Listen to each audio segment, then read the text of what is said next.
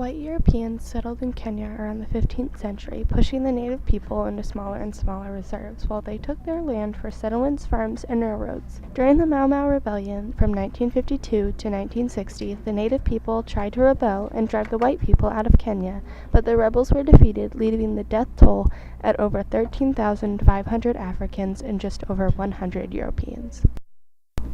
Kenya has had its share of major problems. There was a suicide bombing at a hotel in 2002. They've had major floods and droughts, cholera and malaria epidemics, ethnic fighting, and food shortages. But perhaps the most distressing problem is the HIV and AIDS pandemic. AIDS, acquired immune deficiency syndrome, the final stage of HIV and the most devastating.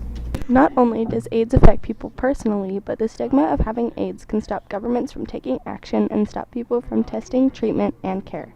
Many people with AIDS are shunned by family, peers, and other community members. There are various myths about the cause of AIDS, such as HIV as a result of promiscuity, homosexuality, drug addiction, or prostitution. Also, some people believe that being infected with HIV is a result of moral fault and those deserve to be punished with AIDS. There's a lot of false information causing irrational behavior and misconceptions of personal risk. In 1988, Ronald Reagan was the president in the midst of a national crisis involving AIDS. He did very little about AIDS, but did issue a travel ban barring people with AIDS from entering the country. During the 70s and 80s, AIDS was known as a gay disease. In the U.S., it was first found in gay men and drug users, which then created mass homophobia.